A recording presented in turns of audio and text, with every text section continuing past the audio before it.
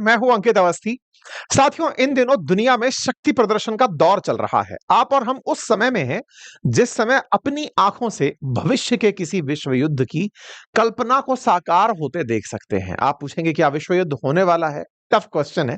मेरा कम दिमाग इसका जवाब तत्काल तो नहीं दे पाएगा, लेकिन कुछ घटनाओं को अगर वापस से चेक करेंगे, यार पहले पहले कभी ऐसा हुआ है क्या, तो आप रिलेट करने लगेंगे कि अच्छा, युद्ध से पहले सब लोग पहले अपनी बाजुएं चढ़ाते हैं कि हाँ भाई, अब दिखाते हैं किसमें कितना है दम, आओ अब देखते हैं युद्ध करने से पहले कि आओ हम अपनी ताकतों से कितना रूबरू हो ले। ये बात मैं आपसे क्यों कह रहा हूं? क्योंकि आपको प्रथम विश्व युद्ध, द्वितीय विश्व युद्ध या आज का काल या शीत युद्ध का काल जब भी दिखाई दिया तो आपको हमेशा धड़े दिखाई दिए कि दो धड़े हैं और उनमें वर्चस्व की लड़ाई है। और धड़ों में इस समय एक धड़ा ऑटोमेटिक अमेरिका बना हुआ है, पहले एक धड़ा रूस रहा करता था। आपको याद होगा कि प्रथम विश्व युद्ध से सेकेंड विश्व युद्ध के बीच में तो लड़ाइयां किसी और कहानी पे चल रही थी कि बड़ा कौन है, मतलब जर्मनी निकल कर आ रहा है, फ्रांस और ब्रिटेन वाले समझ नहीं पा रहे हैं कि पहले दुश्मन थे अब मित्र हो गए हैं, वो कहानी। द्वितीय विश्व युद्ध के विजेताओं के बाद में संघर्ष शुरू हुआ, सोवियत रूस बढ़ा कि अमेरिका बढ़ा। अब उस बड़े की लड़ाई में द्वितीय विश्व युद्ध में जो साथ साथ लड़ने वाली पार्टी थी, यानी कि रूस और अमेरिका जो लड़ रहे थे जर्मनी जापान जैसे देशों के खिलाफ, वो खुद आपस में युद्ध के बाद में क्रेडिट की लड़ाई लड़ने लगे कि दुनिया में ज्यादा पावरफुल कौन, या किसकी आइडियोलॉजी ज्यादा अच्छी। रूस ज्यादा बड़ा यानी कि सोवियत संघ ज्यादा बड़ा या अमेरिका ज्यादा बड़ा। आइडियोलॉजी में एक तरफ पूंजीवादी आइडियोलॉजी लड़ाई लड़ रही थी, दूसरी तरफ साम्यवादी। और इस लड़ाई को ही हमने बाद में शीत युद्ध का नाम दिया कि ये दो बड़े राष्ट्र ऐसे थे जो आमने सामने आकर नहीं लड़ते थे, एक दूसरे के पीछे रहते हुए या किसी के पीछे रहते हुए मोहरे बनाते थे। और उन मोहरों में फिर आपने बहुत से युद्ध देखे हों, चाहे फिर भारत पाकिस्तान का युद्ध देखा हो, या फिर जर्मनी की बाद का युद्ध देखा हो, या फिर वियतनाम देखा हो। ये तमाम युद्ध वो घटे जिसमें ये लोग किसी और को पार्टी बनाकर, चाहे गल्फ युद्ध रहा हो, अफगानिस्तान का युद्ध रहा हो, कहीं और जाकर लड़ते थे। अच्छा, ये लंबा समय तक चला। 1991 में सोवियत रूस का विघटन हुआ और उसके बाद में रूस एक इकलौता देश निकलकर ऐसा बचा जो सोवियत रूस की लीगेसी को लेकर आगे चलना चाहता था, सोवियत संघ की लीगेसी को लेकर आगे चलना चाहता था। लेकिन वो रूस इतना पावरफुल नहीं था सोवियत संघ जैसा, जो कि अमेरिका के साथ पार्टी बन के लड़ सके। इस बीच में 1991 के बाद एक और पार्टी बनना शुरू हुआ और उस पार्टी का नाम था चीन। चीन ने 1991 के बाद यह देखा कि अब दुनिया में भाई हमेशा बाइपोलर वर्ल्ड रहा है, मल्टीपोलर बनने का प्रयास रहा है, हम सब स्टेक होल्डर्स हैं, कल को हम भी एक ध्रुव होंगे, क्योंकि कभी ना कभी रूस और अमेरिका में चाइना जिस तरह से उभर कर आया, ऐसे आज चाइना और अमेरिका में भारत कभी उभर कर आएगा। हम इसी थॉट के साथ आगे बढ़ रहे हैं, आने वाला समय हमारा है। लेकिन इस समय से पहले जो वर्तमान चल रहा है उसको हम साक्षी होते देखें तो चाइना ने देखा कि यार इन दोनों के झगड़े में मैं अपना मौका कैसे निकाल सकता हूं, और वही हुआ। उस मौके को निकालने में इन दिनों चीन ने अमेरिका के सामने अपने आप को इस तरह रखने का प्रयास किया जैसे अमेरिका दुनिया के सामने खुद को रखता है। जैसे अमेरिका का एक बहुत ही सेट पैटर्न है कि वो हमेशा बताता है कि तुम मेरे बिना कुछ नहीं। अभी ताजा ताजा ट्रंप का बयान है जिसमें वो कह रहे हैं कि दुनिया हमारे बिना कुछ नहीं। मतलब उनका ये जो दंभ है कि हमारे बिना कोई नहीं, तो वो वाला जो दंभ है, वो दंभ इन्होंने कुछ दिनों पहले अमेरिकियों ने दिखाया था। आपको याद होगा, पुतिन को पहले बुलाया गया अमेरिका, तो ये एक तरह से ट्रंप इस बात को ऐसे ले रहे थे कि देखो मैंने पुतिन को बुला लिया है, बुला करके उनकी पूरी झांकी सजा दी है। पुतिन को बुलाया, फिर यूरोपियन लीडर्स को बुलाया, भर भर के यूरोपियन लीडर्स जाने लग रहे हैं, नाटो चीफ जाने लग रहे हैं ट्रंप से मुलाकात करने के लिए कि ट्रंप मान जाएं, जेलेंस्की मान जाएं, पुतिन मान जाएं। और ट्रंप अपने आप को दिखाने लग रहे हैं कि देखो वर्ल्ड लीडर्स मेरे पास आ रहे हैं कि मान जाओ पूरी तरह से। मतलब माहौल, मतलब एक तरह से देखा जाए तो पश्चिमी देश एक साथ एकजुट होकर बैठे हुए थे वेस्टर्न वर्ल्ड में। अमेरिका, अमेरिका के साथ साथ फ्रांस, ब्रिटेन, नाटो के देश, ये सब बैठ करके कि बस अब तो पुतिन को ये रुकवा ही देंगे। ट्रंप अपने आप को इन सबको सामने बिठाकर ताकतवर दिखा रहे थे खुद को कि तुम लोग मेरे सामने की टेबल पर बैठे हो, मैं इधर बैठा हूं। और यहां सब हाथ बैठ करके जो लीडर्स खड़े हैं, बैठे हैं, ये सारे के सारे लीडर्स वेस्टर्न वर्ल्ड में बड़े नेता माने जाने वाले लोग, बड़े राष्ट्रों के अध्यक्ष हैं। और जब ये यहां बैठे हैं तो ये कहीं ना कहीं जिसका ईगो बूस्ट कर रहे थे वो इस आदमी का था। दुनिया को यह दिखाने के लिए था, देखो दुनिया वालों, मैंने एक बार में इतने सारे देशों को साथ बिठा लिया। अच्छा साहब, इनका हो गया प्रदर्शन, ये प्रदर्शन खत्म हुआ। इस प्रदर्शन के बाद ट्रंप के अहंकार की बारी रही कि हमारे बिना कुछ नहीं हो सकता, ये है वो सब चलता रहा। इनके बाद बारी आती है इनकी। भाई साहब ये निकल कर आते हैं कि अब अपनी बारी, दुनिया को दिखाएंगे कि हम कितने पावरफुल है, क्योंकि दुनिया में second economy, world largest economy इस समय चीन है। और चीन ने बड़े ही सटल वे में अमेरिका और रूस के संघर्ष में अपने आप को इतना बड़ा बना लिया कि वो कहीं ना कहीं अब एक पार्टी बन चुका है। मतलब अमेरिका के लिए रूस से ज्यादा अब इंपॉर्टेंट चीन हो गया है। आप पूछेंगे हम कहाँ हैं इस पूरी कहानी में? आप दर्शक हैं फिलहाल, तो आप दर्शक ही रह जाएंगे अगर आपने एक्शन नहीं लिए। एक्शन वही लेने हैं जो इन्होंने कभी लिए थे। हमको सीखना है, हमें सीखना है और हमें बहुत तेजी से आगे बढ़ना है। हमें लर्निंग करते हुए, और ये बात में बहुत देरी नहीं है, बहुत से देशों ने इंक्लूडिंग इन्होंने बहुत लंबे समय बाद सीखा। सीखा तो आज कहां है वो आपके सामने है। हमारी बारी है, हम भी सीखेंगे। तो फिलहाल के लिए अपने आप को लर्नर के रूप में रखते हुए देखते हैं कि ये खेला क्या खेल गए। इन्होंने खेला खेला अपने साथ में ये लेकर बैठे थे कुछ 8-10 देशों के मेंबर्स को, ये 25 देशों के राष्ट्राध्यक्ष को साथ में परेड करा दिए। परेड कहां करा दिए? आप कहेंगे सर एससीओ मीटिंग की बात कर रहे हो क्या? नहीं, वो तो खत्म हो गई। एससीओ मीटिंग के बाद में चीन ने रखी विक्ट्री परेड। आप पूछेंगे क्या एससीओ की विक्ट्री परेड थी? नहीं, चीन ने ताजा ताजा एक परेड निकालना शुरू किया है जिसमें वो जीत घोषित करता है कि हमने एक बार जापान को हराया था।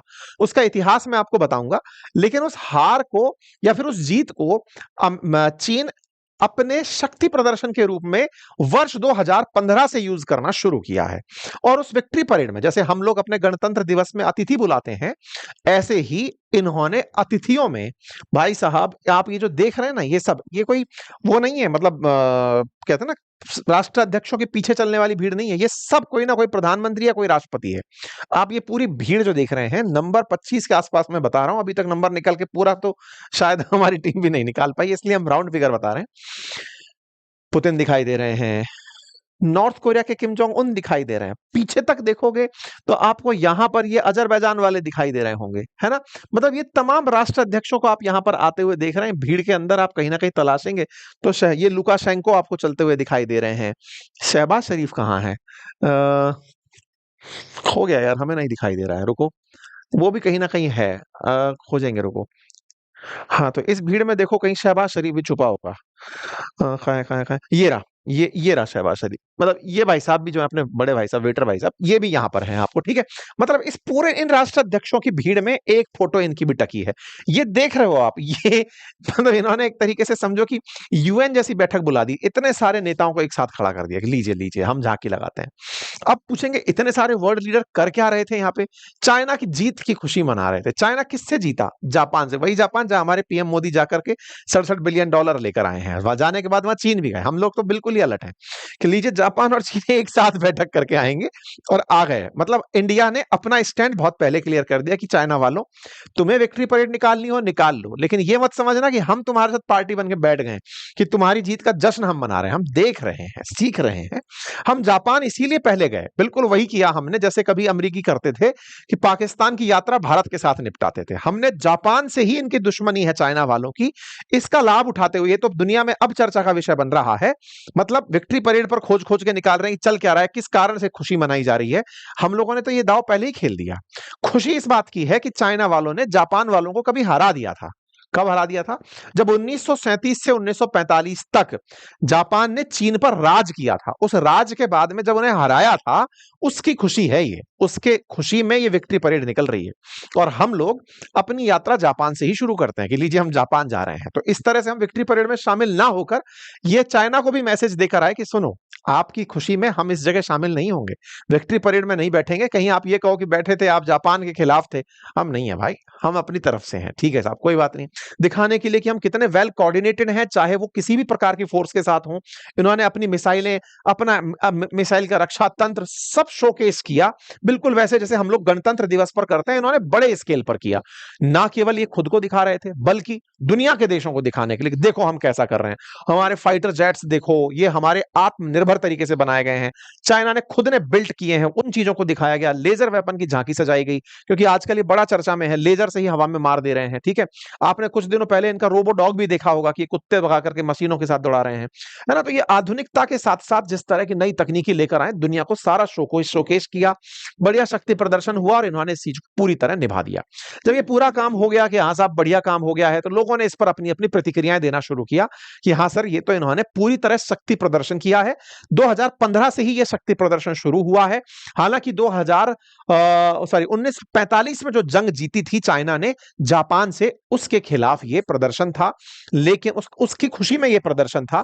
लेकिन इस प्रदर्शन को फिलहाल दिखाने का लॉजिक यही था कि अमेरिका को यह संदेश भेजा जाए कि जिसको आप आए दिन हाँकते रहते हैं, वो व्यक्ति अब, यानी कि वो देश अब हल्का देश नहीं रहा। कुल मिलाकर के एक तरह से ये कहिए कि ट्रंप का मजाक बनाया जा रहा था। कोई बात नहीं साहब, ट्रंप का मजाक, आप पूछेंगे ट्रंप इतना मीनिंगफुल कब हो गया कि उसका मजाक बनाना है? देखो, मीनिंगफुल की बात नहीं है।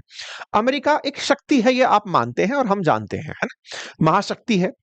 ऐसे में अमेरिका को काउंटर करने वाला एक देश अपने तरीके अपना रहा है। पहले पुतिन को साथ बिठाता है, किम जोंग उनको बिल्कुल बगल में बिठाता है कि हम सब एक साथ आ गए हैं। तरीके हमारे चाहे जो भी हों, तानाशाही कहो, तुम्हारी भाषा में लोकतंत्र भी जब तुम्हारे हिसाब से चले तो वो लोकतंत्र भी नहीं है। अमेरिका जो लोकतंत्र फिलहाल दिखाने लग रहा है दुनिया को, जहां इन्हीं के समर्थकों ने पूरी तरह से इनके पुराने ऑफिस को घेर ही लिया था, तो इनका लोकतंत्र भी अलग तरह का है। मतलब ऐसा लोकतंत्र जो पैसे से खरीदा जा सके। ट्रंप उसी के तो पैदाइश है ना। पहले मस्क ने खरीदा, फिर ऑयल कंपनीज ने ट्रंप को खरीद लिया, अब क्रिप्टो वालों ने ट्रंप को खरीद लिया। तो फिर ऐसा लोकतंत्र भी किस काम का जहां पे पैसे वाले अपने हिसाब से चीजों को मैनेज कर रहे हो? तो वो भी एक बड़ा विवादित चीज चल रही है। इन दिनों लोग डेमोक्रेसी के ऊपर क्वेश्चन कर रहे हैं कि ये कैसी डेमोक्रेसी जिसे कुछ पैसे वाले अपने कंट्रोल में ले लेते हैं, जो अपनी तरह से सरकारें चलाते हैं। जिस तरह से आजकल नियो कॉलोनिज्म का दौर है, या फिर जिस तरह के पैसे वाले लोगों ने अपनी सत्ता को कंट्रोल में करना शुरू कर दिया, ये कैसा दौर है? तो खैर, ट्रंप जो है अपने आप में लोकतंत्र के मसीहा बनने की तैयारी में रहते हैं, लेकिन उन्हें इस तरह की इन्होंने नुमाइश दे दी कि सुनो दुनिया वालों, इस बात को जान लो। इनसे पूछा गया कि सर आपने देखा कि वो आपको दिखाने के लिए शक्ति प्रदर्शन हुआ था? बोले हाँ मैंने देखा, चीन हमारा एक अच्छा मित्र है, लेकिन वो मेरे लिए नहीं था। चाइना को हमारी बहुत ज्यादा जरूरत है, और हमें जितनी चाइना की जरूरत है उससे ज्यादा चाइना वालों को हमारी जरूरत है। भाई का ईगो एकदम नीचे नहीं आता, ये अपने आप को मतलब एकदम समझता है कि ऊपर से उतर के आया है। हद तो ये हो गई कि इस परेड के ऊपर इसने ट्वीट मार दिया। क्या ट्वीट मार दिया? कि चाइना वालों को बहुत बधाई कि उन्होंने विक्ट्री डे परेड मनाई, लेकिन वो इस बात को तो नहीं भूल गए कि उनकी इस जीत में हमारा भी बहुत बड़ा योगदान था। आप पूछेंगे ये क्या कहानी है? 1945 में जो विक्ट्री मतलब हुई थी, चीन ने जापान से जो जीत हासिल की थी, वो असल में चीन ने किसके सहयोग से प्राप्त की थी? बोले कि ये तो नहीं भूल गए।